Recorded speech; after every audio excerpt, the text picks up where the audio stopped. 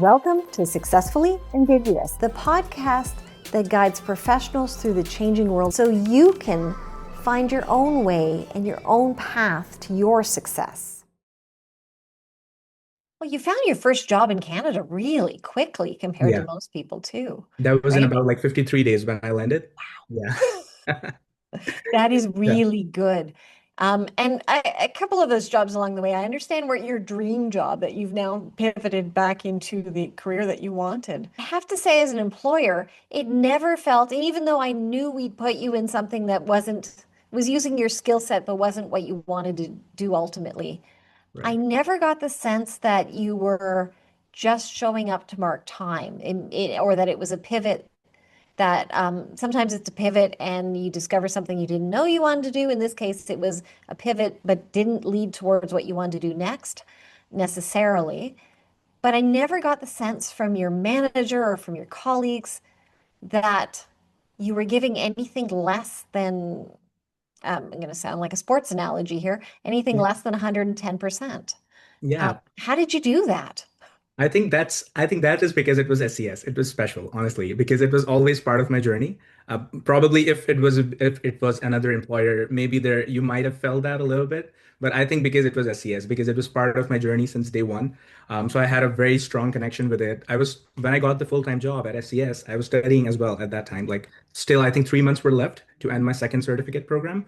So I was doing both, and then it contributed to so much. Like in my journey, I met so many people like yourself and so many other instructors, colleagues, and everyone else. So I think I had that very special connection. And then I could not do that of giving it less than 110%. So maybe that's the kind of the special factor that because of which you did not, feel that thing. Well, maybe. I think some Yeah. of it's who you are. I remember reading somewhere that when the pandemic hit and there was we all got stuck in our houses for a while and there were a lot of job closures, whereas many people would have sat down and watched YouTube or Netflix for a couple of weeks, you thought, "Oh, I should use my time productively," and went off and used your skill set to support a hospital.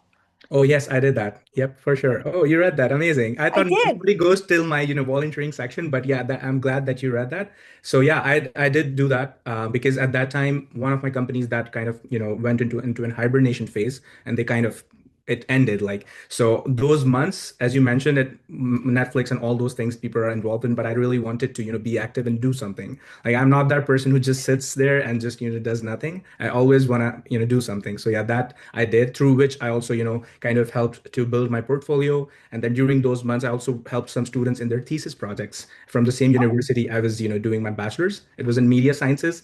So a lot of, advertising stuff, a lot of film stuff. So I also did that. That was all during COVID. Most of it remotely, obviously. But yeah, that was a great experience. And then after a few months, I did get, another opportunity. That was back in 2020.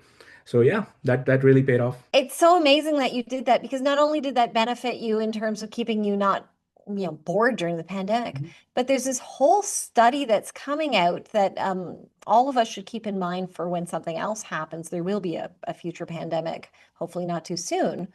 But those people who survived the pandemic best psychologically and socially were those that were involved in keeping up their social networks and keeping up their productivity. So do you have any advice for anyone who's, maybe not as used to volunteer service as you are? I know it's been a big part of your life, Mhm. who might be facing themselves in a situation where they suddenly have a period of unemployment or something's changed in their life and they're now, they now have time on their hands. How do you get started? Yeah, I know. I think that's the most important thing, that people cannot get started and they don't get that motivation, to get out of bed to do something. And I had talked to so many people. Like at one stage in my life, I was also part of that unemployment, phase where it's so demotivating. There is nothing that, kind of takes you out of bed. So I think for that, I would always say that, you should always have something to look forward to. There should be what's next for your next 3 months, 6 months, or 9 months.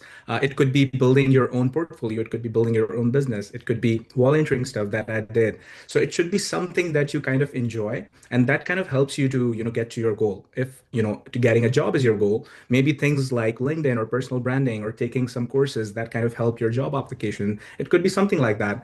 But always having something to look forward to, even when you're employed, so that, God forbid, if you're unemployed, at that time you can kind of continue those things. So always having something, or having like a to-do list that, okay, this is what I'm going to do in the coming 3 months, and this is something that I'm looking forward to. I think that thing really kind of helps you get started, because that is the most important thing. And when you know that, okay, these are the things, when I will do that, I will reach to that point, that specific thing. So kind of foresee all those things, kind of, set your goals. There are people who create vision boards and these kind of things, maybe something like that. So that would, I think, really, when you look at your, final goal, it's really important. It really helps you reach your destination. Oh, I agree. And there's endorphins that are released when you get to your goal. The other piece Absolutely. I might add is that there should be some social component, social interaction component. I do know of people who do the Pinterest vision boards in Yep. isolation, Yep. and you need social interaction. It has to be voiced Absolutely. larger than you. So giving back has been a huge part of your life. And I think one of the things people often don't realize, and I used to work for fundraising for charities for many, many years. I've always thought about my volunteer and my charitable donations as a little bit selfish for me, because I get more out of it than I'm sure anyone else gets. Um, I have a feeling you get a lot of fulfillment from giving back to your community. Always. Yeah, I do. No, it's a great feeling, honestly. Giving back is, especially when it's like something related to education or something related to skills, I think that you should never limit to yourself. It increases when you share it even more. So I think that is something that I, kind of live by. And it's a very, very fulfilling feeling. And this is that, kind of you have been blessed with some skills, and then I think it's your responsibility to kind of, give it back to others, and, share it as much as you can, so that more people could benefit from you. And that's what I always try to do, as much as I can. We always like to leave listeners and viewers with a little bit of advice. You come to us as a social media expert and somebody who's really good at search engine optimization.